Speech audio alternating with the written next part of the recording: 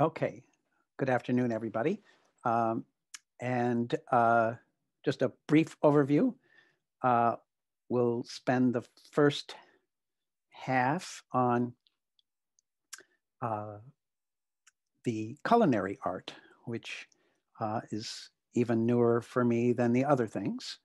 Um, and I hope that'll go fairly quickly because we've already learned a lot about how the brain works. And now we'll look at how that applies to what makes a meal beautiful.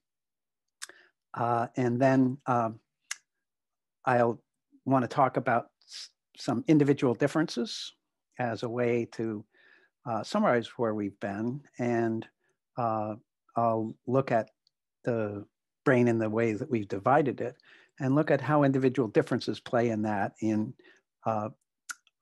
people's participation in and enjoyment of art and in particular beauty. And then a couple of things at the end that are just things that I feel like doing. So let's start. This is not how the brain looks or acts, of course.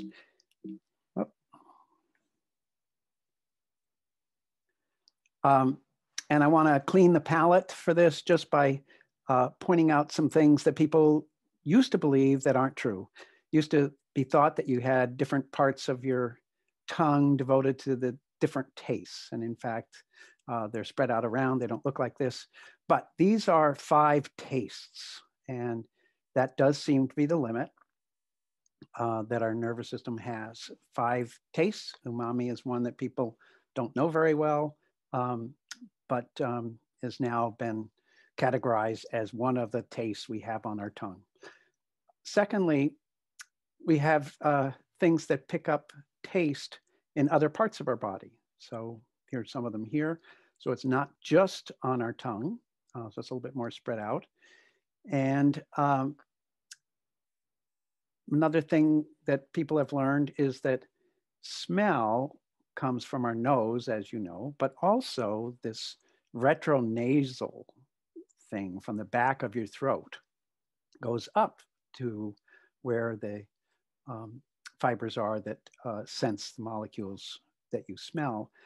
But for taste and flavor people, that retronasal, the part that's coming up from the back of your throat rather than just through your nose, is a key part of the whole system of flavor and taste. So anyway, you have, in fact, they talk about 2 kinds of smell, the nasal and the retronasal, something coming up from the food after you've chewed it. Okay. And taste and smell have different places in cortex where what's happening out in those taste buds is made, constructed into the things that we call flavor. They're very close together in the brain, as you would probably guess they probably would be, and they are. And recent experiments have actually looked at where are these various tastes, bitterness, saltiness, etc. And in fact, they've been able to show them. And they are separate in the same way that when we talked about vision earlier, you could see that there are different places where you recognize a house versus a face versus a shape or so on. And there are different parts of your cortex devoted right next to each other, as you can see, to these various tastes, but they're separable. So in theory, and it probably does occur, oh, wait a minute, I just realized it absolutely does occur, that, wow, I hadn't thought of talking about this, but in fact, we all differ here by how much of our cortex is devoted to each of these 5. A part that's been completely new to me and explains a whole part of my history is that I apparently have a large amount of cortex devoted to bitterness. It means there's a word for it, I'm forgetting now, but hypersensitive to bitterness. And that would be true of everybody listening, that you might have a big area for sourness and a smaller area for saltier and so on. Just like we talked about with faces. Sometimes you have a much bigger face area than another person, and it means you're able to, with more detail, tell people's faces apart. Versus if you have a very small area devoted to faces, you're not very good at telling faces apart. So same here. What matters to me that I didn't understand until recently is having this hypersensitive, I'm really good at detecting bitterness, but what it makes is that it's too strong for me. I actually don't like the bitterness taste. So there's a whole lot of foods that I don't eat, have never eaten in my life, and I've never understood that they all go together. So I would never drink beer on purpose. That bitter taste is just ghastly for me. A whole bunch of green vegetables are way too bitter. I've never liked them. Chocolate has too much bitterness for me, blah, blah, blah. There's a long list of things that I have never liked in my life and I never understood. Anyway, so it turns out, remember we talked about Ruth's perfect pitch, there's upsides and downsides. So the downside of having a large bitterness area is that I'm really sensitive to it. And of course, it's something that's all of us are picking up to greater or lesser extents, and me a lot. Okay, so that's the way it looks in your brain. These areas specialized for these various tastes. And again, these are tastes, not flavors. And where we get to rely on things we've already learned is that from that primary area where you were able to detect taste, and from the areas where you detect smell, which are nearby, all that information goes right here to this part we've been talking about in the medial frontal area, the orbital frontal cortex, which is, again, this emotional part of your brain, which calculates values. How good is their things? This is the dopamine end here, where you get a rush from things that are rewarding, that are valuable, and so on. So your smell and taste go up to orbital frontal cortex. And we, for the first time, are able to say, oh my gosh, all of those senses we've been talking about, meaning vision for art, audition for music, and now olfaction and gustation, they all go up to that orbital medial frontal cortex. You can see it here. Slightly different places, but all in that area. So we're getting all of that sensory information from all of our senses up here to the values part, the part of our brain that says, that gives it value, says this is important, this is worth doing again, or as one of those examples, this is beautiful, I want this, I want or like this, as we've talked about before. So they all come together. That's something I never knew till I started preparing for this class. And most neuroscientists don't know it still. Here's a diagram of it. I just want to show so that vision, taste, olfaction, touch, audition, your hearing, they all send strong projections to orbital frontal cortex, which is, again, surprising to people because it's emotional brain and people didn't think that's where all this stuff went. And I want to highlight here cognitive and attentional top-down biases. And that just means that, like the other things we've talked about, it's not that orbital frontal cortex is just getting bottom-up things that come in from your senses. It's also getting information and commands, whatever you'd like to call it, from the highest parts of your brain, which are in this case very nearby. Think places like prefrontal cortex are sending information too. That things that we typically call cognition or attentional processes, things like that. They're sending information to orbital frontal cortex too. So it's in a kind of nice privileged place to get good information. So information from many senses and from many of these top-down areas all come here, and they will determine our experience of what we eat. Why I want to draw this or show this complicated diagram is because we think of it as just being taste and smell.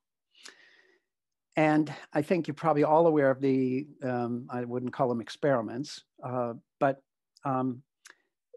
when people tested wine tasters, they found out that if you added red coloring to a white wine, even experienced wine tasters felt that it changed or described the taste as changing, and even the quality and so on.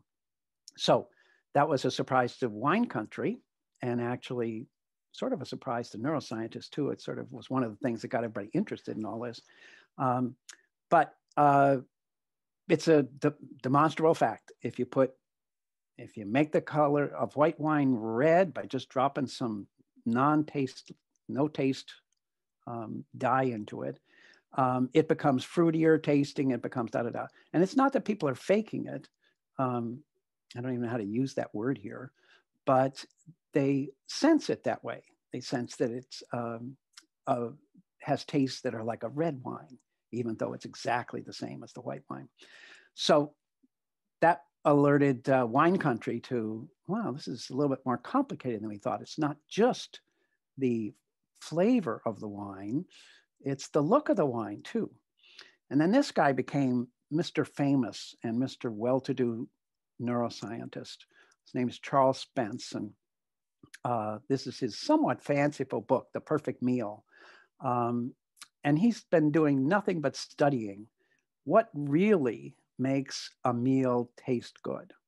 And so he was one of the first people that was working on the color of wine. But from there, he went to everything. Well, what else makes a difference? If color makes a difference to how wine tastes, and all those other senses are also connected here, what else? And Gordon Shepherd has become sort of the chief neuroscientist of this new field called neurogastronomy. And I just wanted to show you the chapters of the book after he does a lot of sort of hardcore stuff about the brain. Then he talks about, to get the flavor, all of these things are worth a chapter. Smell clearly influences what flavor you sense. Taste, clearly. Those two are the ones we all get, taste and smell. But then there's all other chapters, a mouth sense and flavor. Seeing things, that's the wine example, changes the flavor. Hearing noises changes the flavor. And the muscles of chewing, when you chew on things or slop it around in your mouth, that also affects flavor. So all of these things are part of how you sense flavor. And neurogastronomy has become its own field. And people are thinking, of course, people who do this think it's the most important thing in the whole nervous system. But they've now gotten in cahoots with the food industry, where they get their real money, because they're helping the food industry design foods that have the flavor they want. And that means more than just the taste and smell. It means these other things. So just to go back to wine for a minute,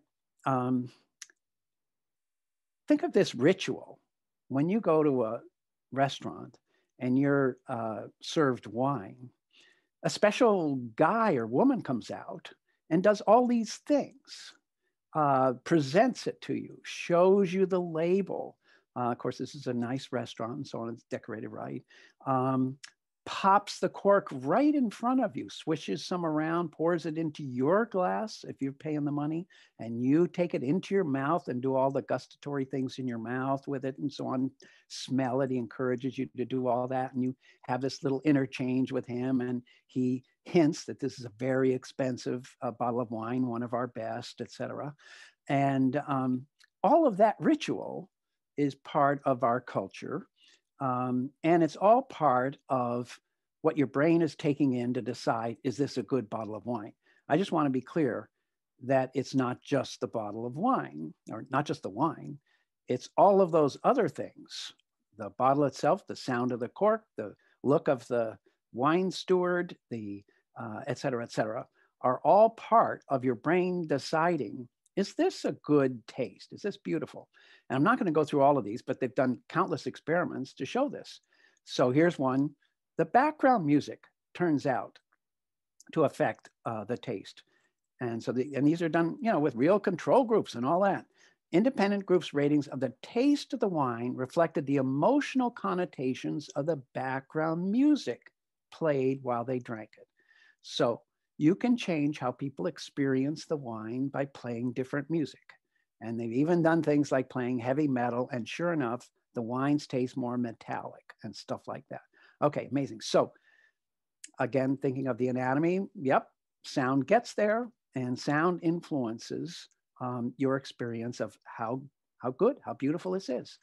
And the New Yorker did a big article, which is very accessible, on this whole new change in the view of flavor and the realization that vision, sound, touch all play a part in how we experience flavor. And here's a couple examples. Coffee tastes nearly twice as intense, but only 2/3 as sweet when it is drunk from a white mug rather than a clear glass one. And the last line, bittersweet toffee tastes 10% more bitter, which I would hate, if it is eaten while you're listening to low-pitched music. And people have done scores and scores of experiments to see what matters. But literally, the shininess of the plate makes a difference. And we've had music, we've had the temperature, a whole lot of things make a difference in how you experience that. Here's another one. Cheesecake tasted 20% sweeter when it was eaten from a round white plate rather than a square one. Again, experimental evidence. You think, no, really. So taste can be altered through color, shape, sound alone, in addition to whatever it is that's on your tongue. So the new term for all of this is about the multiple ways in which we can do seasoning. And some of them are obvious. We do right now taste seasoning. We put more salt on. Smell seasoning. We put various kinds of herbs and spices and so on that have smells. So we all used that kind of seasoning. But Charles Spence and now many other people are realizing that there would be such a thing as sonic seasoning. You can season the meal with a little Beethoven, Beethoven's Third. I don't know what it would go with, but I think more meat than fish. Color seasoning. You can make the plates, the tablecloths, the room, etc., or the food itself. You can season it with color, and that will change it. Red actually turns out to taste differently than blue, to affect your taste that way. And touch, how the food feels to its touch has a big difference on your taste.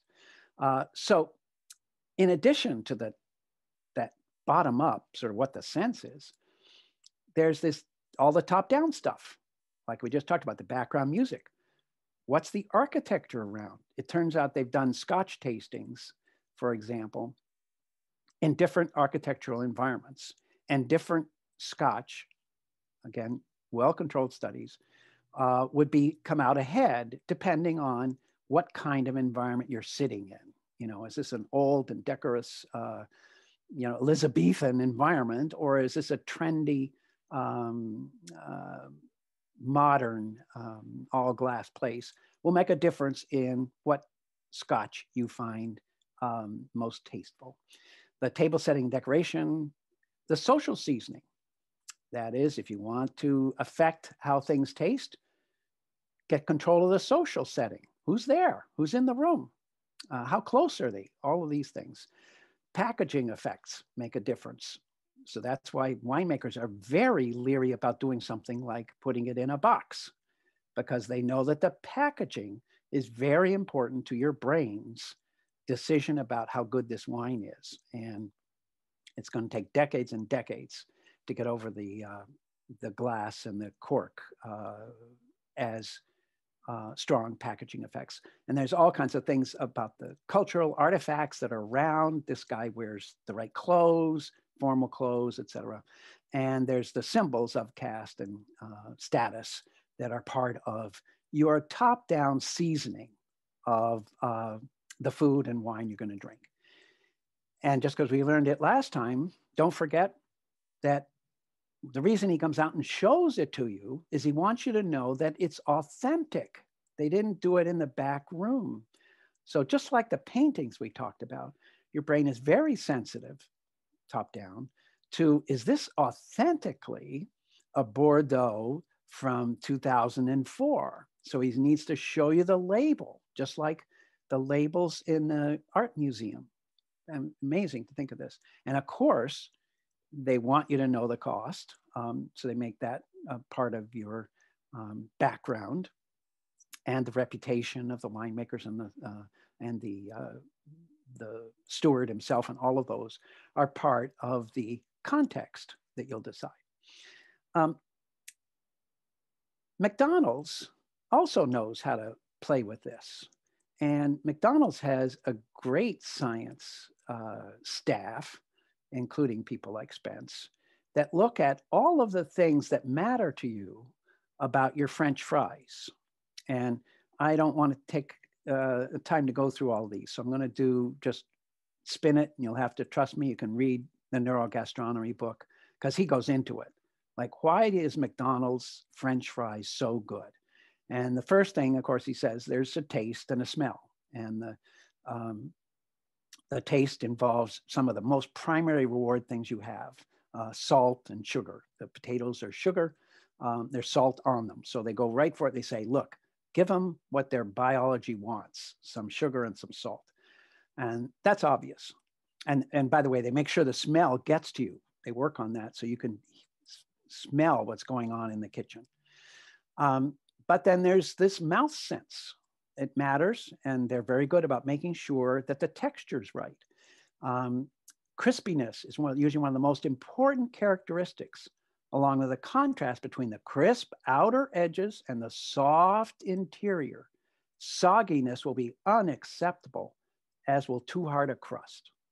So they're working at this. They know it's not just the taste, but those better feel right, and they better be the right temperature and all of that. But they also know about, combined with that, that there's part of your mouthing of things is part of what makes taste, what makes the experience powerful for you. And they want to make sure it's not too mushy and all of those kind of things, a little bit like we just talked about. But they know that that motor processing, you chewing, is an important part of your experiencing of the taste. And even the sound they want to, they take advantage of the sounds you're expecting. Now, what's an example? Oh, an example would be when you buy potato chips. They'll always be in crinkly bags. They'll not be in soft bag or anything like that. They'll be in something that makes a noise, because your brain, orbital frontal cortex, is making sure, does that sound of the crinkly container, that preludes you for feeling, these are fresh. These are going to be good potato chips. And if you go to the supermarket today, you'll notice that all the potato chips are in crinkly bags. They're not in cups or in soft anything, because they figured this out. And people like Spence have told them, put potato chips in crinkly, noisy bags. So in our culture, Lexington, we do all of this to make the meal taste better. You know, what kind of dishes, what kind of decorations, what kind of wines, what kind of bottles they're in, the glasses. In fact, there's lots of studies about what shape of glass makes a difference to you, and so on and so forth. And of course, who have you invited to dinner? That whole social thing is a key part of whether the meal is beautiful or not. And I originally began to think about this whole field because of one of our auction dinners here at First Parish. I knew it was going to be disappointing because we weren't all in the same room. A Zoom dinner just didn't feel like it was going to have the same, and that's true. Being in the same room with people you really like changes the taste. It's just amazing. So we have expectancies, just like in music and art.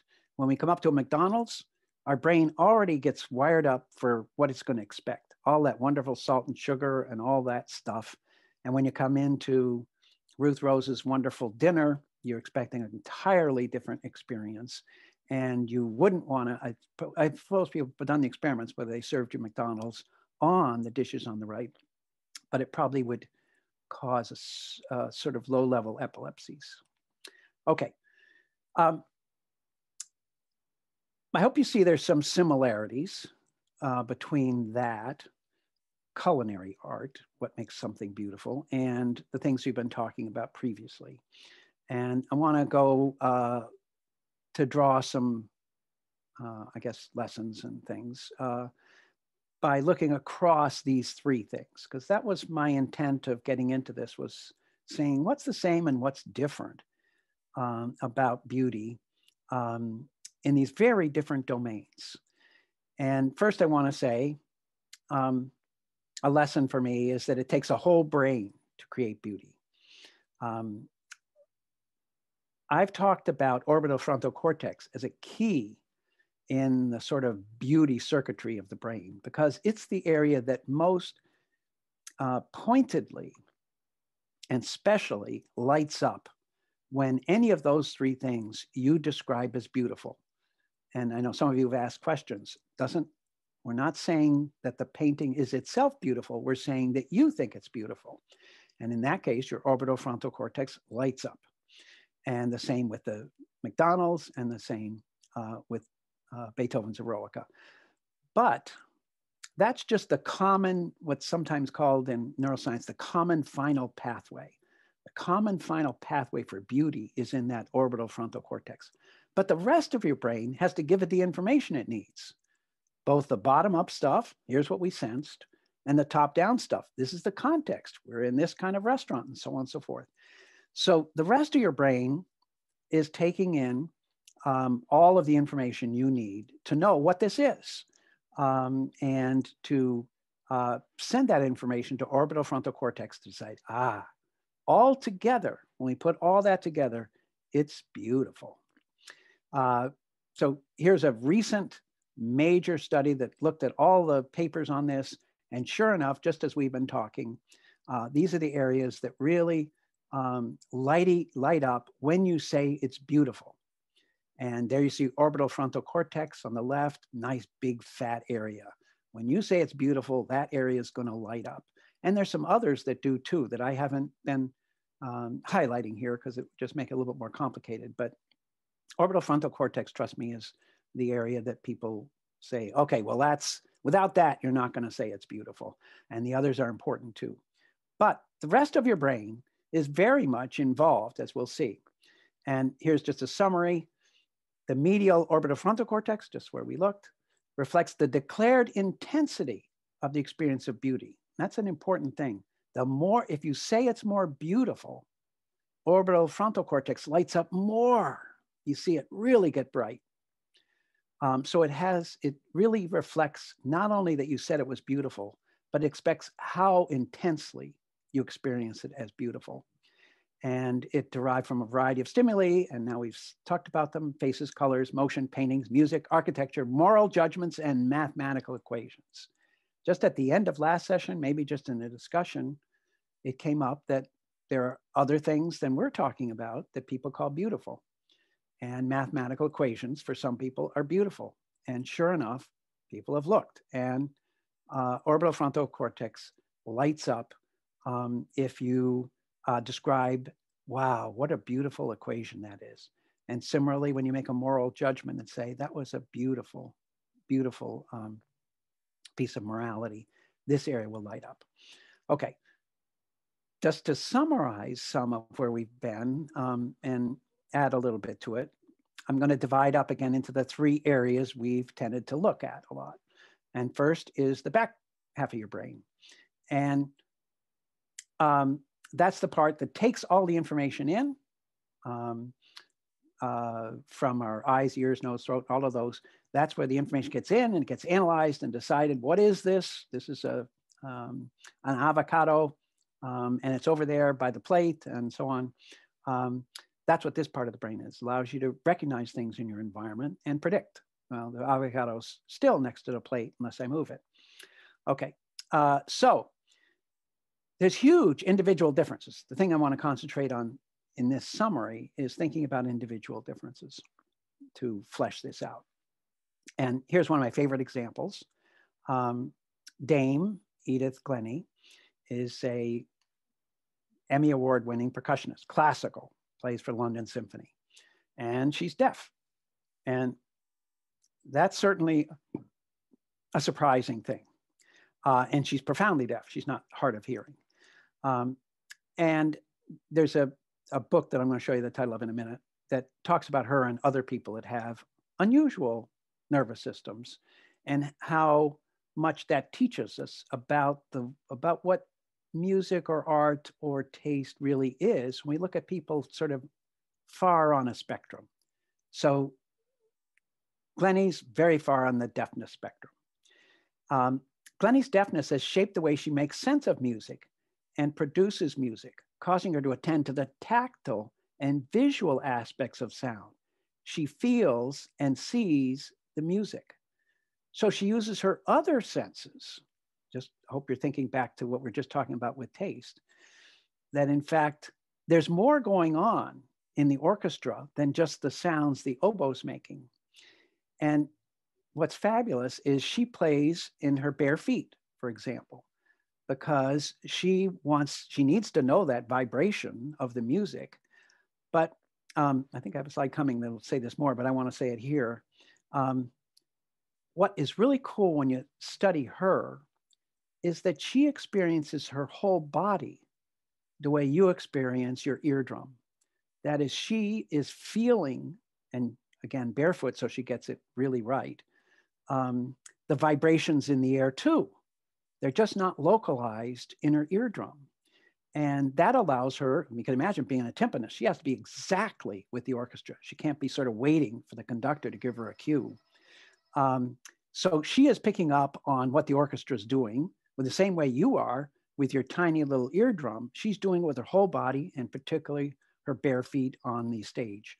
Here it goes. She performs barefoot and with extraordinary visual intensity. She's like making up for the one lack, and she's visually intense, watching everything to make sure she's seeing what the oboes are doing and the conductor's doing and so on. And she makes the deafness visible to the audience, simultaneously performing her music and her deafness. I love that line. That you can see there's something different about her. She's a fabulous musician, but she's playing both her music and her deafness. And there's a conclusion to the chapter about her. Instead of trying to normalize people with disabilities, we listen to what they have to say. Instead of turning them into normal hearers, we learn to hear in ways that challenge normal hearing. We sort of like in the meals say, what if you paid attention to more than the taste of the steak and were more intensely feeling all the senses that you're having together at this meal together? And they're saying she's sort of opening us up, saying there's more to hearing than you guys get. In fact, there are many kinds of bodies, many kinds of brains, and many kinds of musical hearing. In our theorizing and in our pedagogy, I think we would do well to acknowledge the limitations of normal hearing. It's just a fabulous line saying, you know what? We kind of are lazy about hearing. We don't take in everything we could. And she actually gets more out of the music than we do because we are limited by normal hearing.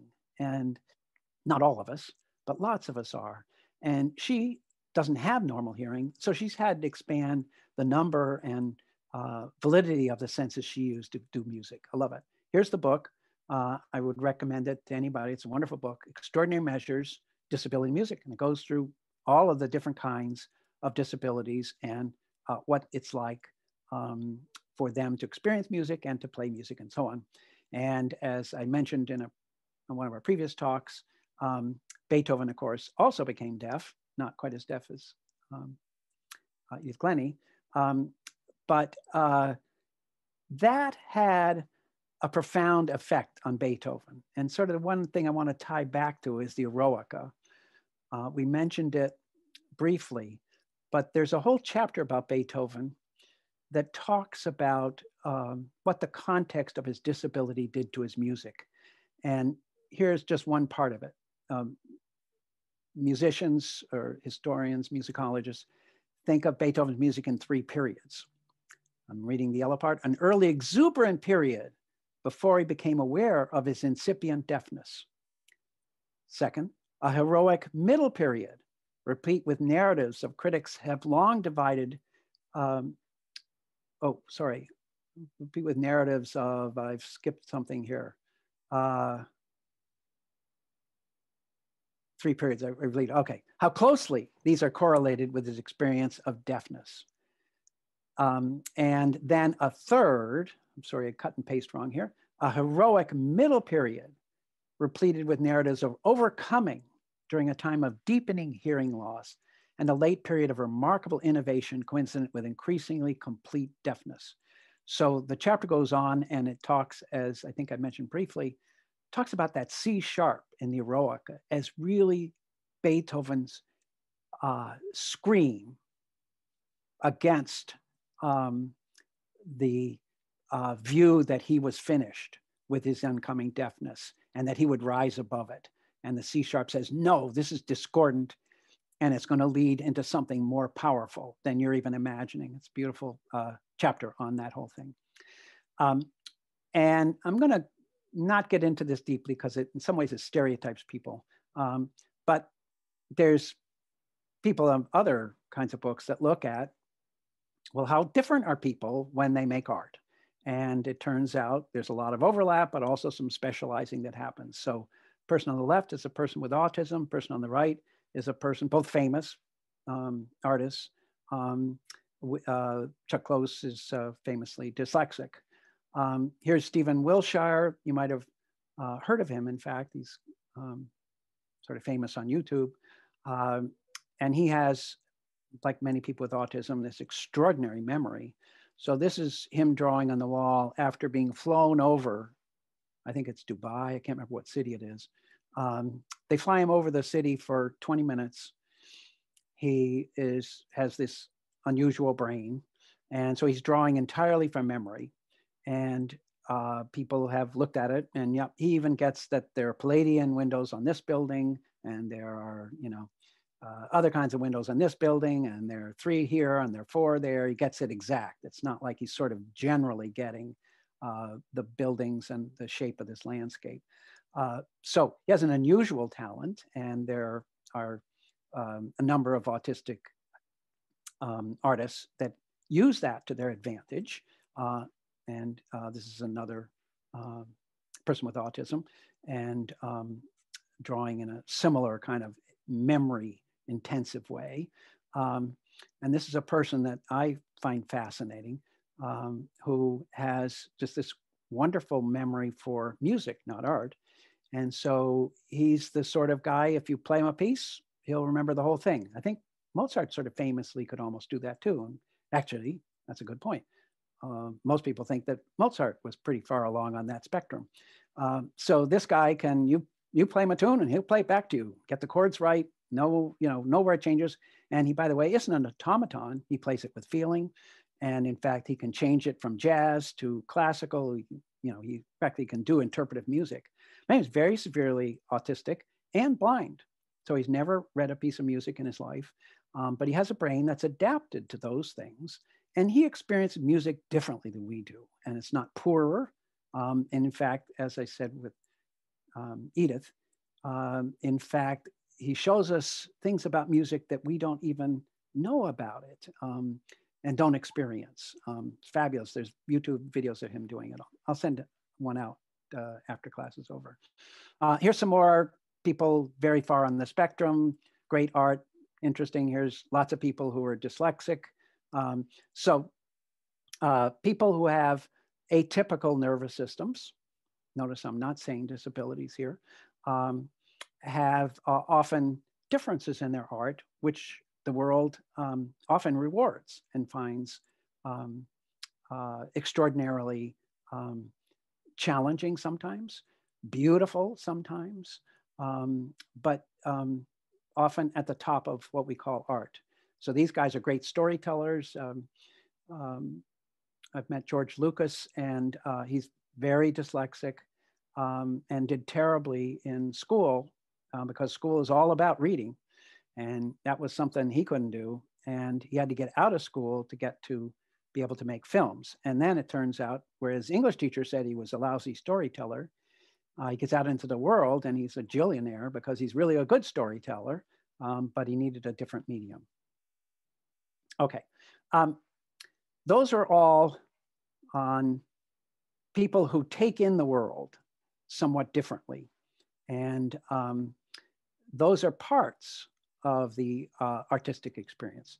Now I want to talk about this middle part, the front of your brain, which we have talked about is largely motor, but includes your ability to plan and make strategies for what you're going to do, your behavior. So it's not just simple motor movements, it's skills and strategies and plans, but it's all at the output end. That's what we did there.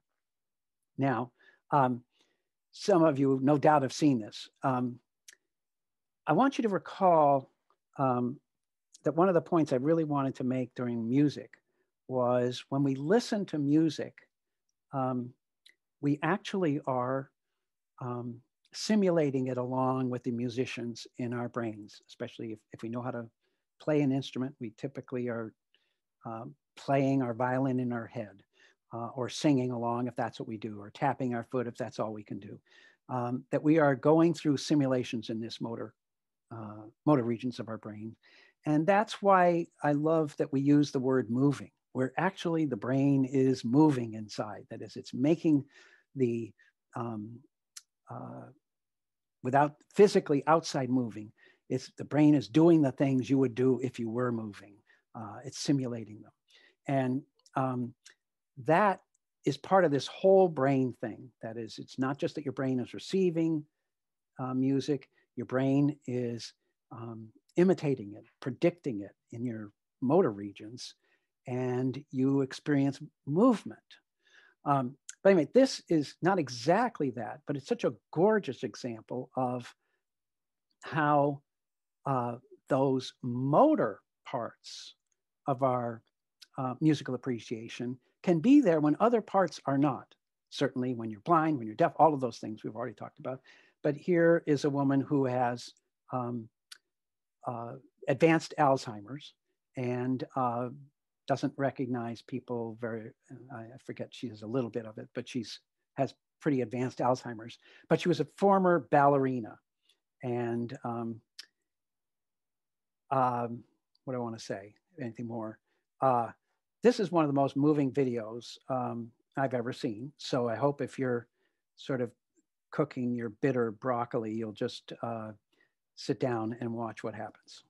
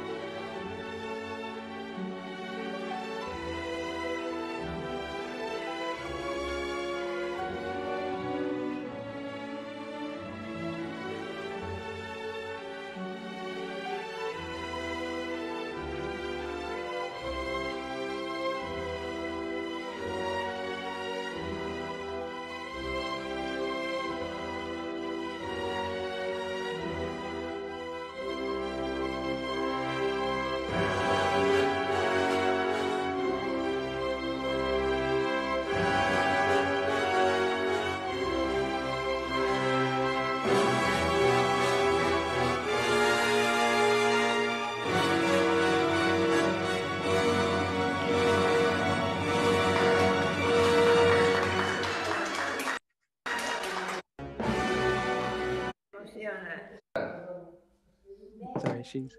¿Y tú no emocionas a nosotros? This happened last time. Oh, I think I remember what to do here. Hold on. Just want to get past this slide. That's pretty powerful. But why I really wanted to play the whole thing for you is that I'd be shocked if you didn't feel yourself moving with her. That whatever else was going on, if you watch that, you're moving. And for me, I'm kind of swaying. I can't, I'm just want to be dancing with her or something.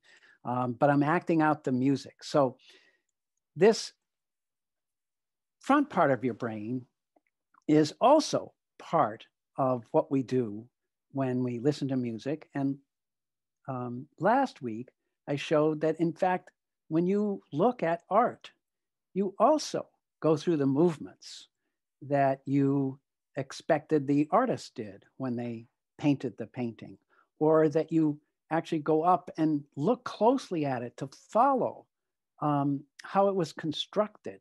And inside your brain is making up how that was constructed. How was that made? What were the movements, et cetera, in constructing that art?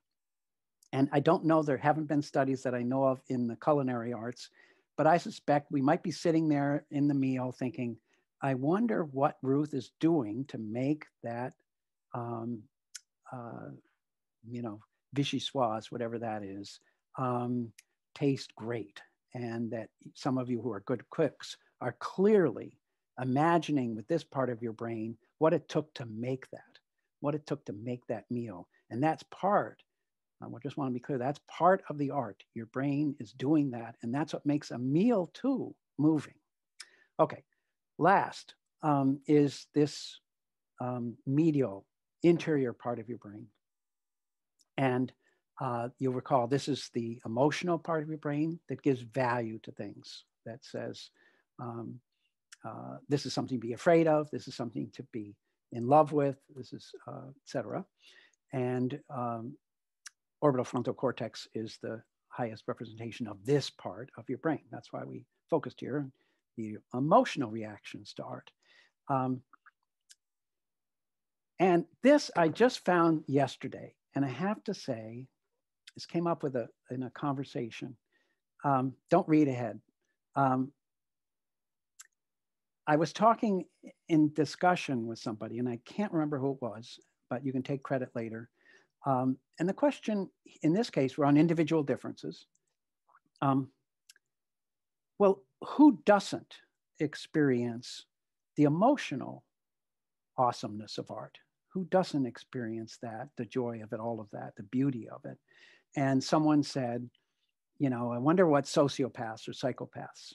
Okay, so I looked it up. And I didn't have time to do a deep dive, but I found something better. This is just knocked me out. So on Quora, which is a discussion forum for people who think they're very smart, but it's a sort of higher level. It's not about Hollywood. I found a discussion forum where people who are sociopaths and psychopaths talk about what it's like to be them. And sure enough, they talk about art. And this is just amazing. So picture again, a psychopath, a sociopath are not having the emotional reactions that most of us have to other people, to feeling the joy of loving them, to feel the consequence of betrayals, all of the feelings that we have are not part of the usual experience of psychopaths and sociopaths. We know they're emotionally, that's the difference. And it would take longer to go into it than that. But I want you to, so this is Violetta Guerrera. Listen to what she says. This is the question, you and art. And she describes herself as a female primary psychopath. A psychopath can like most things, a lot of different things. But what they can't do is to feel the art emotionally as others seem to do. The enjoyment would be purely shallow, visible, as we're not blind. We can acknowledge things are beautiful, cute, etc. This is just pure facts. The car is awesome, nice color. I love Formula One, that means. Yes, we also use the word love to express something we really like or really enjoy. Do we feel it? No. But we do talk and express ourselves verbally and in writing as anyone can. Of course, extra much when masking.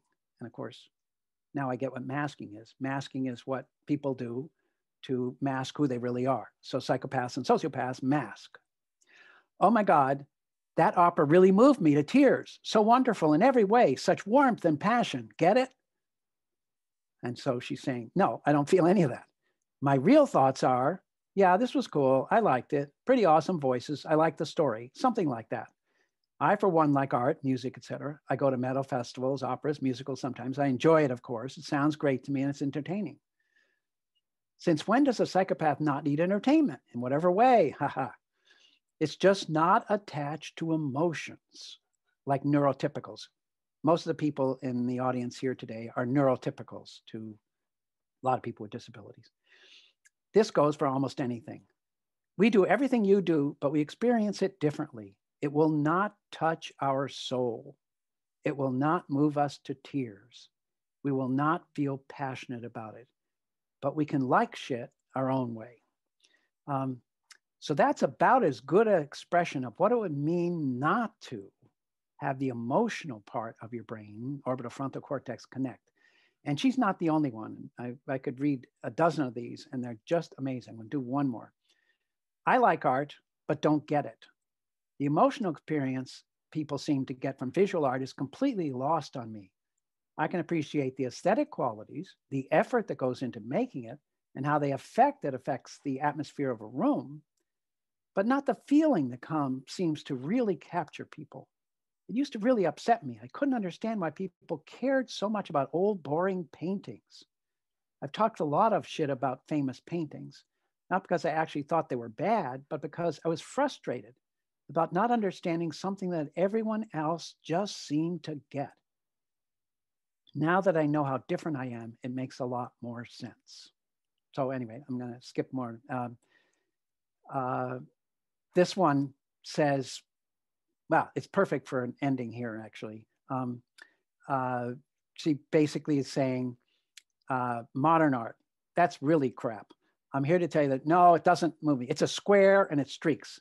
Think of the guy we talked about last time. When she looks at modern art, she said, a 2-year-old painted it, and you think it's worth $10 million. I think the entire art world is on crack. It's objective nonsense currently that does not demonstrate discernible talent, but rather how many times wool can be pulled over the eyes of people that fancy themselves intelligent. No, she's going through exactly what we talked about last time, that it's all, you guys are on the crack of social relatedness and what museum culture is and all of that. And it makes you think this thing that a 2-year-old could paint is art. And so she says, let me sum it up. And I love her summary. This is art. There's actual skill that is necessary to create such a thing. It's impressive and beautiful. This is probably somebody, I don't know who it is, Rothko maybe. This is not. I could paint that, and I suck at drawing. For the record, the second one, this one, sold for $46.9 million. That's a wonderful, I think, summary to say, if you don't have that whole emotional piece and pay attention to the culture and to what people like and the fact that this is art, unquote, then it just looks like a 2-year-old could paint it, and there's no way it should be worth that. I'm just going to have a few more minutes to just say a couple of the other things that are important from what we've been talking about. Those are all just individual differences, and I think they reveal a lot about how our brains work and how art works. So we've talked in all of these three things about how context matters. It matters where you see the art, where you listen to the music, what the meal is set up like, and the deep effects of context. And that's because our brains are these really large interconnected networks. And I'm not going to go back to the slide way back at the beginning, but where you saw all the connections to orbital frontal cortex, your brain is taking in context, everything around you. So you sense just the thing in your fovea, unless looking at the Mona Lisa. But your whole brain is doing the art, and it's paying attention to where the hell are we? What's going on here? Where is this in the history of our culture? What is this person's perfume next to me? All of those things are being gathered in by our brains and part of what we experience as beauty or ugliness. So that's why when we sit down to the meal at the bottom, the conversation is part of the taste of the meal. And similarly, the hall we're listening to the music in is part of what makes Beethoven sound great. And you take them out of context, and you can change a lot of that. The last thing I want to mention is that empathy matters. And this has been just the last 3 or 4 years. People have gotten, who study neuroscience and art, to talk about what's really happening, especially for these context effects, is how critical it is that you empathize with the artist. That is, you experience the artist as a human being who is communicating something important to themselves, something that they call art, but mainly there's something emotionally important to them that they want to communicate. And more of the neuroscientists who are realizing that's part of what we call empathy, recognizing that the other person has feelings, has thoughts, has points of view, all of that. And to engage in a serious dialogue with them, we need to be imagining and engaging with that part of them. So a lot of research is now going on to how does orbitofrontal cortex, for example, connect to the parts of your brain that empathize, that are saying, who is this artist? And what is this artist trying to do here? So I wanted to draw that out just as we're ending here to a slide I showed after the first class, that after all this for me, the same would be true of music and same for a meal, that it really takes these 2 orbital prefrontal cortexes to make art and beauty. One, the painter, DaVinci, who painted with empathy and orbital frontal cortex. He wanted to know who this woman was, and he wanted to convey it to you and me over centuries. And when we go there, we're looking to say, we want to empathize with Da Vinci and this woman if we have to. What is that smile about? I want to know what the feeling is that Da Vinci is capturing here. And I'll struggle to make sure I get that meaning. And so anyway, my takeaway is that it actually takes 2 brains, of course. This is not anything earth-shaking or new, but it really does take these 2 emotional parts of our brain, very high-level emotional parts of our brain, one by the artist and one by us, to make art really work. And that, to me, is really kind of neat to know. Okay, so we're at the end of our time. I have more stuff if nobody has any questions, but what I'd like to do is to stop there. And hopefully Omar and Ruth can help identify people who have questions or comments, and there's some in the chat. So Omar, Omar, you went first last time. You can't hog it like that. No, I was just going to ask people, if possible, to use the reactions button at the bottom of the Zoom screen to raise your hand. If you click on reactions, you'll be able to raise your hand, and that will help us see that you have a question. Okay. So Omar has said repeatedly that I should precede someone with a question so that it doesn't start off so slowly. But anyway, do we have anybody that was so alert that they actually have a? I have a comment. Okay. I have a comment. I see some chat. Can I go? Yeah, you'll be our precede. Oh, there are questions already? Oh, hang on. Oh, yeah. Meg. Kathy and Meg. So Kathy, I think, is first. Hi. So trying to decide if I'm a psychopath, if I could show you evidence of my grandson painting a picture that looks a lot like Rothko. But also, I mean, I guess that's more of a comment, but that the picture you have of all those people looking at the Mona Lisa, I mean, I think it's kind of sick, really. I mean, they're not enjoying it. They're not, I mean, if that's, I've never seen it, and I don't think I ever will even attempt to if that's what it's like. So anyway, that's all. Yeah. In fact, that video that I sent out to you folks yesterday talks about it. Most people are underwhelmed when they go to see it in person because it's a tourist attraction and it's jammed with people. So you don't actually, a lot of people do not experience it as this overwhelming thing. Watch that video because it's a he, does explain why it is such a gorgeous painting. Because I too, when I was there, it was like, oh, there it is over there. And people are noisy and eating popcorn. And so that's part of that whole context. The context's all wrong now. They'd have to, you know what would work is if they said it costs you $100,000 to get in, but you'll be the only person there. Oh, sorry. You can invite your family and friends and no one else will be there. And then you would have a chill, I think, experience, but not in the way it is now. It's still, I think, I'm convinced it's a really great painting. And watch that video and you'll get a sense of it. I will. I didn't watch it. I think Meg is next.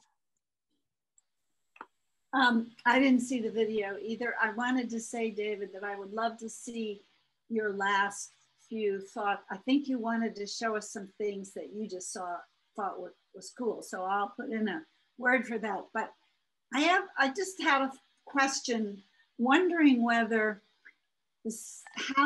neurologists have studied synesthesia and whether the same thing works. Yes, synesthesia is a new hot topic. And I actually had a slide that I pulled out at the last minute because I knew I didn't have time to talk about it. Because what it does is it illustrates that actually these senses are much more connected than people think. And in fact, when babies are born, they're largely all synesthetes. Oh. That is, yeah, that the connections are just everywhere. And what happens is the brain with experience specializes. So you'll get visual cortex. In fact, this is, you're in a topic I just love. If, let's say you're born blind, visual cortex is sitting there, say it's blind in the eyes. This will show synesthesia. If you're born blind, you got all that visual cortex sitting there, but no visual input. So you know what happens? It becomes auditory cortex. Because there's just enough connections to auditory information that it says, okay, we want you to predict the world and know where you are. So let's devote more to audition than anybody else has. And so, like, I have some blind friends when I was working, and yeah, my favorite incidents, we're driving down Rodeo Boulevard in wherever that is in California. Yeah, it's Hollywood. And, yeah, and we're looking at all these gorgeous places. And he says, all of a sudden he goes, so why do they still have their Christmas trees up? And we're like, what? And he was so good at hearing that they had just wrapped lights around trees on Rodeo Boulevard and that he could hear the transformers. You don't hear. He could hear that just a little tiny buzz. And we're in a car, you know, and he just hears this auditory landscape that we just are not part of. Actually, it's a good tie back to Edith Glennie. And you realize, oh my God, there's more to hearing than we knew.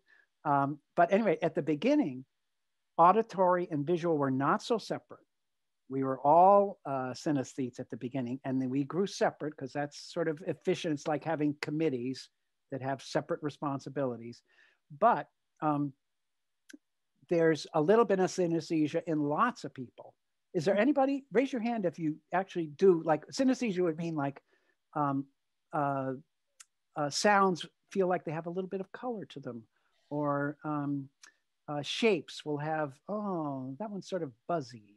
Is anyone, I'm not seeing anybody in my screen raising. Sarah Matthews. Oh, okay, cool. Okay, so it's, and some people have it very strong, and some artists are incredible synesthetes. Every color has a sound and vice versa. Anyway, so synesthesia is a part of all of our brains still. You still get a little bit of connection between audition and vision as an adult who specialized your brain. The brain is much more connected like this.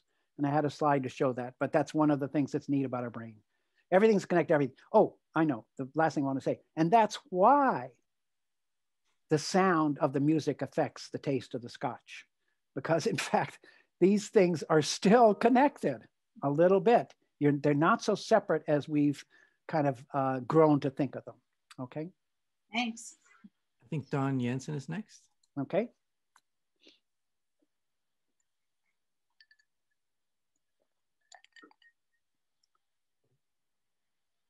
Don, you have to, you're still muted.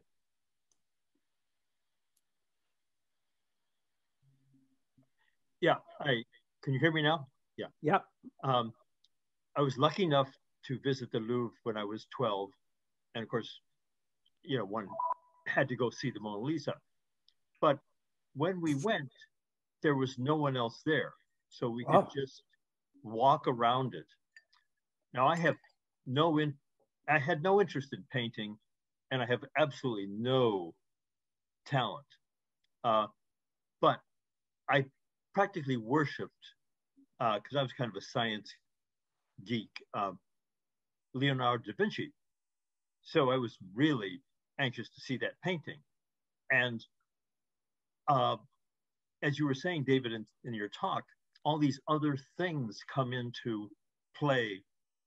You know, how was it made, the texture, all these. And so I was moved by the painting, even though I'm not really that much of a art aficionado, just because of, I think, the other things I knew about it.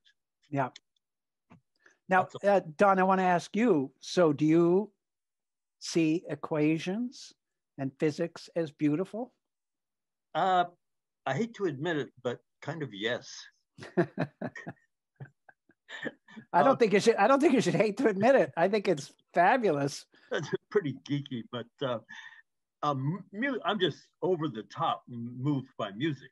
I mean, it's that your earlier things explain kind of my obsession with music. But. Yeah. Okay. Thanks, Don.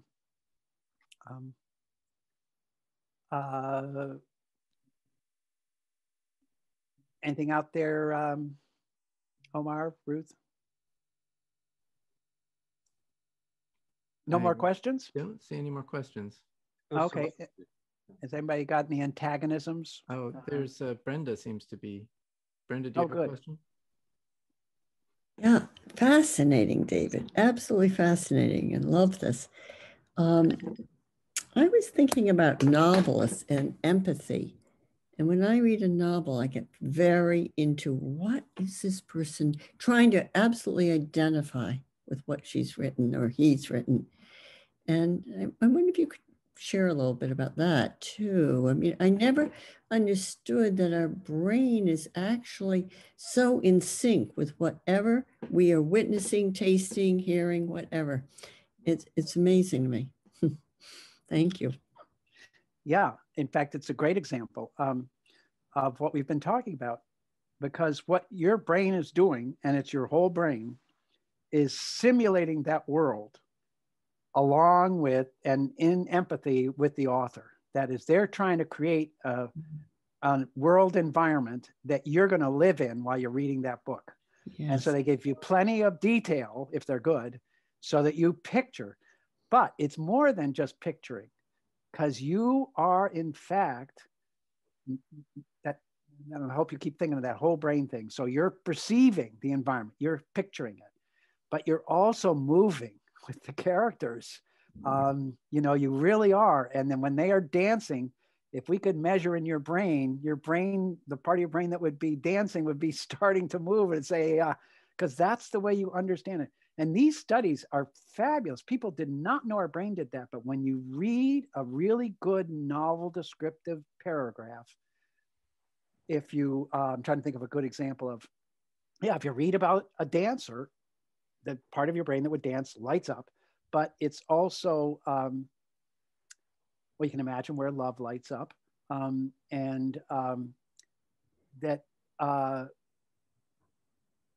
to think, there's some great examples and they're not coming to me now, but oh yeah, if it's really on faces, for example, like she's intensely observing his faces, your face area lights up. It's like you're trying to imagine this and you are recreating the face that she's giving you. You're recreating it in your face processing area and saying, yeah, I'm getting it, which is why, and that becomes this borrowed reality. That's why when you go to the movie, you go, oh, no, because you've created, and it didn't look like Errol Flynn when you created your part of this equation. And so a lot of us go to the movie and we first have to get over the fact that the world we created isn't exactly what the movie did. So anyway, you have created the character. And when you do that, definitely the part of your brain that recognizes people lights up. When you're reading a paragraph about a character, boom, there it is. Face, body, movement, they all light up. And when you imagine shooting someone, the part of your brain that would shoot someone lights up, and the emotional reaction to it, horror, etc. So you are simulating the novel while you're reading it. And what makes a good novelist is they give you enough that you will get into that immersive environment. And if I can go back to Beethoven, what also makes a good novelist is just enough unpredictable happens that you go, oh, I didn't expect her to do that. But it can't be out of character, because then your brain goes, oh no, she would have never done that. She wasn't ready to propose. Oh, so they have to figure out, it has to be just like Beethoven's Eroica. It has to be just surprising enough to you that you'll keep reading, because you say, I don't fully understand this character, but you don't want a chaotic character. And same with the surroundings. And there are experiments where people put literally something that couldn't possibly be there in the environment, and your brain unconsciously lights up. It's like, wait a minute, there's no swimming pool in the kitchen. So it means that you have created a world in your head, and it's populated in the ways that hopefully you picked up. And it says, no, that's not in it. And some people, of course, people pick up errors in novels where things are, there that shouldn't be there, because people read it and they say, no, there was no refrigerator there back in chapter 1. Anyway. Thank you. Yeah, novel's great. I would like sometime, except I'd have to study a lot more to do the same thing with novels. Novels and poetry. Sarapi has a question, and we have a couple of people who've commented they'd like to see the final slides if you have more slides. The mine. Okay, yeah. Sarapi has a question first. Yeah. Thank you, David. This is fascinating and powerful, especially the Alzheimer's patient. It just gave me chills, but the expression and the expressive movements were just that the details of it, if you compare what she has learned and that it's still there, is just powerful. And I really enjoyed when you said neurotypical rather than using the word disabled, or it seems we have so much more to learn in medical field and in criminal justice, most probably, what is normal and how we treat some people that they don't have the feelings, but it's not really, it's their mind and not themselves. Yeah, thank you so much. This is fascinating. And we need to know more about behavior so we don't judge people and make early assumptions on how they behave. So yeah, thank you, Sarapi. Okay, and did you say one more, Omar, or I can do, there's a couple of things I'm happy to show. No, just been people commenting in the comments that they'd like to see the. Okay, so I'm now going to share my screen and just go to a couple of things that meant something to me. But you should know that the lecture's over, so it is not in bad taste if you just leave. Okay, so I have to stop sharing screen.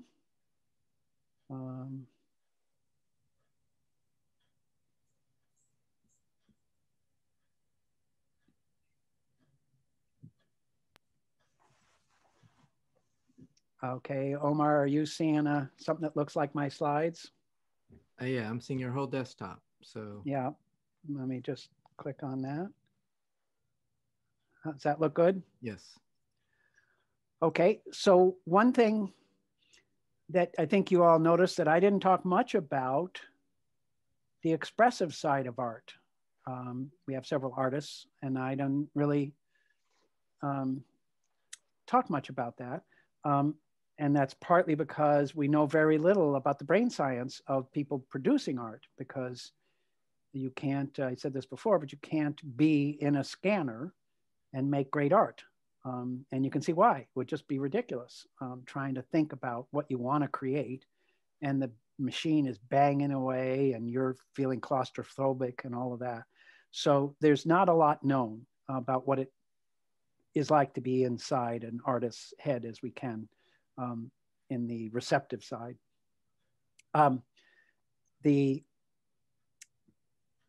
So I guess partly I wanted to show an artist that I knew something about and how they got to be an artist. And some of you might have seen this show. It was here in Boston quite a few years ago. Well, Ruth may correct me whether we saw it in Washington. I thought we saw it in Boston. But it was New York. New York. I don't even know. Maybe it was Bermuda. Definitely wasn't Bermuda. So what it was, and I think some of you know I'm a developmental person. I'm interested in how children develop. So it was a show about how did Picasso become Picasso? What were the early years before he was famous? What did his art look like? And this was just a knockout show to me. And so I, bought the book and made the following slides. And I'm going to go through it very fast because we're near at the end of our time. But just a few slides will give you a sense. So here's the first Picasso painting that we know of, done in his art class when he was 12 years old. Okay, now look at that. Now, some of you have children and you're saying, okay, no, I don't think my kids could do that. So it shows that he had unusual talent, right? Very early, and he grew up in an environment where that would be rewarded and praised and so on, and where there'll be, he could learn. And so that's Picasso. And the reason I want to start here is because if you don't have the history, you sort of think, well, maybe Picasso really didn't know how to paint. Maybe, like the woman I showed, the psychopath, Picasso made those things because he couldn't actually do figure drawing. So this kind of dispels that. No, actually he could do that at 12. And here's what he looks like at 14. And you just go, okay, so he can do amazing character studies when he's only 14 years old, that has a feeling like he's seen Rembrandt even, and he knows how to do that. And, he can paint. And then he goes to Madrid, and I'm going to get my dates and things wrong probably, but he goes and he sees some other paintings that were starting to explore Impressionism. And so he goes, oh, remember, notice he can draw perfectly, but he realizes, oh, this Impressionism stuff, so he tries it out. And here's another one, 18 years old, and see how He starts to really explore how to use light and so on. But this is a guy who knows how to draw, and also to pick up what other artists are doing. And then at 19, he's starting to see more artists that are exploring impressionistic painting. And you can see the evolution here. Here we go. Look at this. And he's, again, no question, he knows how to, he's not drawing this because he doesn't know how to be detailed. He's in fact realizing he wants to change in this way. So he's again in Madrid here. And then he goes to Paris, where he sees the full bloom of what's happening in the art world. And watch what happens when he hits Paris. And this is the era of all of the great Impressionist paintings being visible in the world. And you'll see, oh my God, he can just take a Degas and make it into something, or a Cézanne, or, I've forgotten which all of the paintings are, but you can see, oh my God, I've seen something like that already. And here's where he sees Cézanne. So what he does is he sees the paintings at a exhibit somewhere, and he goes home and he paints. And he wants to, again, he's not painting a copy, but he's painting the way in which he's copying the way in which they paint. He's empathizing with them completely. I want to paint like that. And then he sees Renoir. Look at that. Just unbelievable. And you've seen these artists and you realize this is all 19 years and 20 years of age. And here's what's Seurat, the pointillist. He does that, goes home, does pointillism. Again, smushier. It's like seeing them play with even more dashing impressionism. And then something happens, and it's, for me, the other part of this story. So we've learned he can paint anything he wants, and he can absorb how to paint from other painters. But then his best friend, Casagemas, dies when Picasso's 20. And it's a horrible thing for Picasso. And this is largely just to make the point that art is emotion. So what we have now is the blue period, the famous Picasso's blue period. And what it is that he has a very restricted palette now. He wants to express the sadness, and it's blue. And so all of this incredible color is something he can do, but emotionally he can't anymore. He can only do blue. And this is what we get. Blue after blue after blue. He's painting, again, that point of empathy. He's painting emotionally. That's where he starts. It's not with form. It's not with color per se. It's not with line. It's with emotion. And he only has one emotion right now, and it's blue. Anyway, I love that thing. I love to show it to my students to get a sense of what a good learner Picasso was. And I also like to show it to teachers who are afraid to let kids copy things, and because it'll stunt their growth if they're copying. And I'm saying, are you kidding? Let me show you slides. Picasso was a copyist for 2 straight years, and it made him a great artist. Let the kids copy. This one's a little too long. I want to read one last poem. Let me jump to it. Here we go. This is a wonderful poem by T.S. Eliot, which seems like a good ending for this. For most of us, there is only the unattended moment, the moment in and out of time, the distraction fit, lost in a shaft of sunlight, the wild time unseen, or the winter lightning, or the waterfall, or music heard so deeply that it is not heard at all. Sorry. But you are the music while the music lasts. I think that's a beautiful summary of what our nervous system does. We are the music. It's our brains that are making that music, but we make it with Beethoven, we make it with DaVinci, and we make it with a great cook too. It's a conversation we have, and we make the music last. And that's the end slide.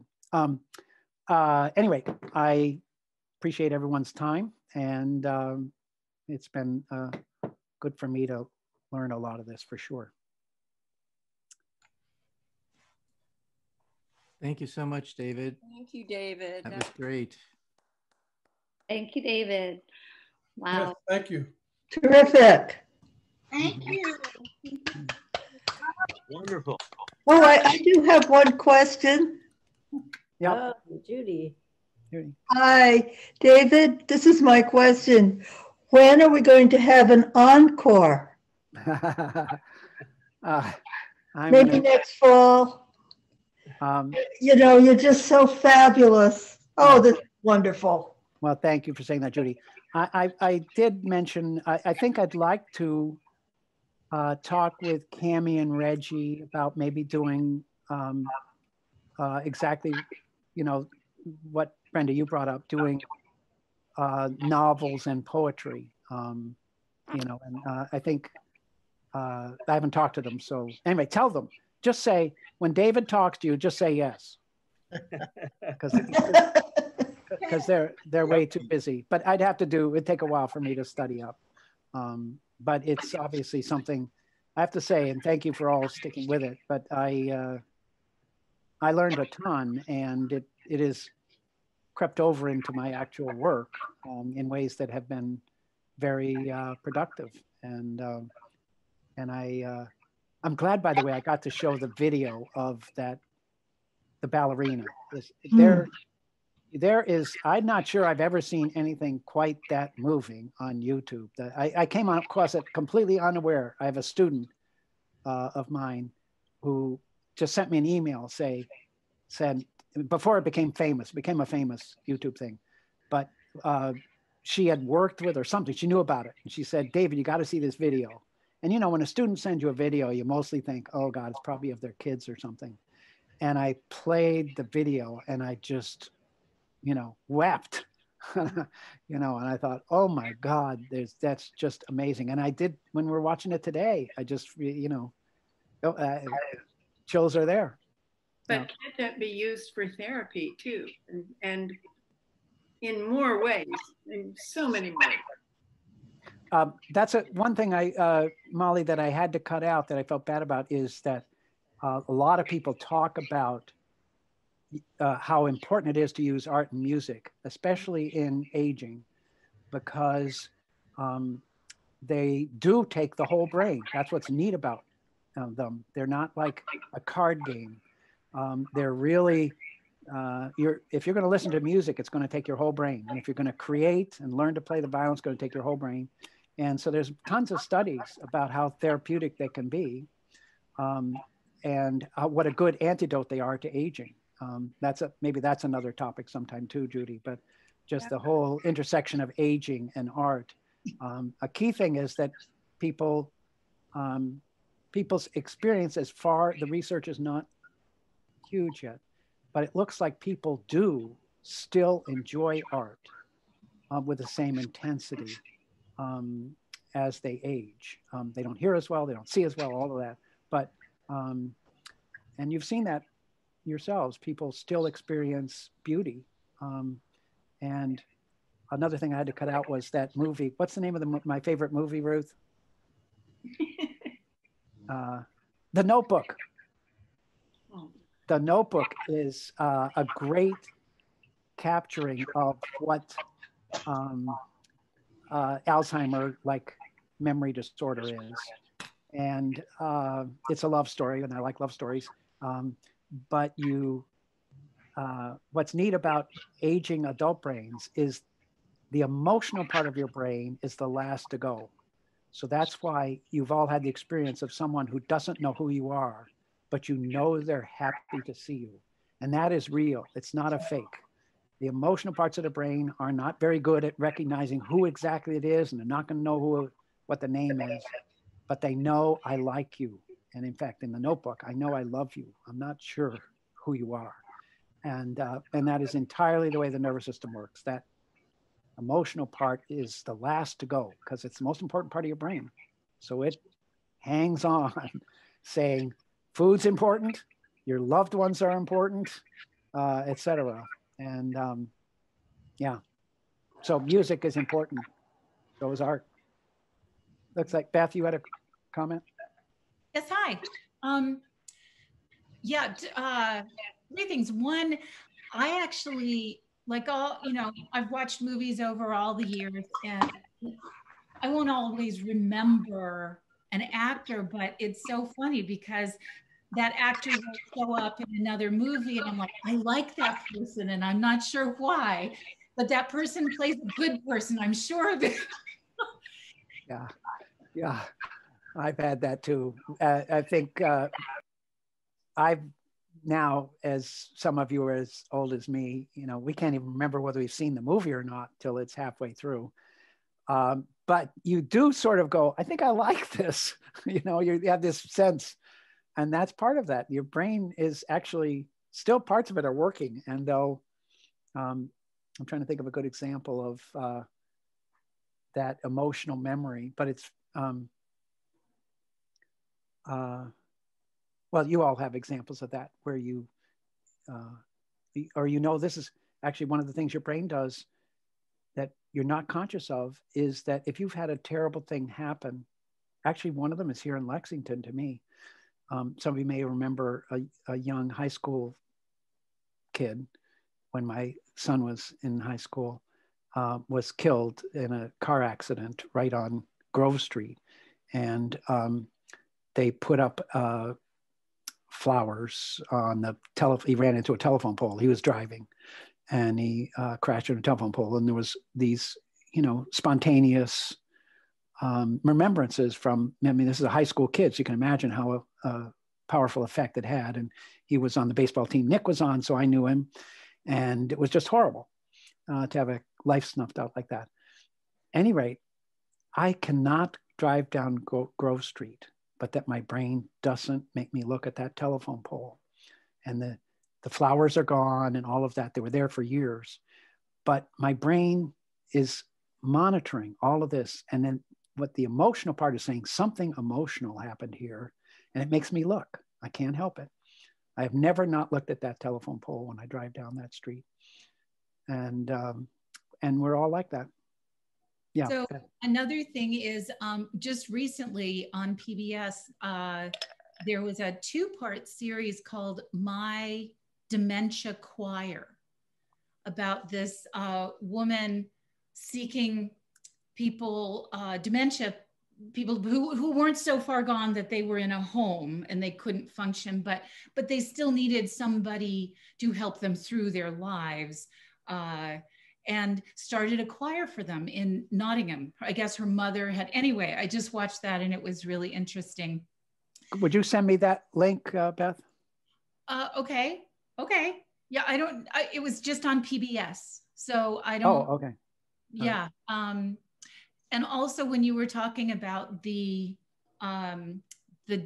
deaf timpani, there's this brilliant movie that I just watched, Oscar movie called Sound of Metal. Oh, we saw that. It's good, isn't it? Sound of Metal's. Tell them what it is, Beth. Well, it's this heavy metal drummer who suddenly loses his hearing, and it's really about his journey. You know, how you know, what his next steps are. And he originally is trying to, you know, still get by. He's like, I can still see you. I know the music already, so I'll be able to follow you. You know, it's no problem. But he ends up going to a place where, because he's been clean for 6 years, but he's an addict, and she's afraid that he's going to go back to, because this is such a horrible thing that happened to him. So anyway, he goes to a place where other deaf addicts are, and it's associated with a deaf school, and it's just this whole journey, and it's just wonderful. Yeah, it is good. He learns to become a deaf person and to be in a deaf community, and it's really a very moving film and not at all sad or depressing. Very strong. And that reminds me, another thing that I didn't get to talk about is choral music is incredibly good for the brain. Again, same thing, whole brain thing, but it also has that empathetic part. You're singing with other people, and that keeps lots of your brain going. Like, I want to stay with the altos, and makes it a very rich and demanding thing for your brain to do. There are studies literally of, how good is it for old people to be in choirs? And the answer is very good. It's a wonderful thing to keep your brain going. So anyway, I realize we're way over time. So thanks to everybody. And I hope we'll all be in the same building soon, including my sister, who I see there, who we'll have to invite down. Singing together. Yeah. Thank you, David. Thank you, David. Wonderful. Thank you, David. Yep. Thanks.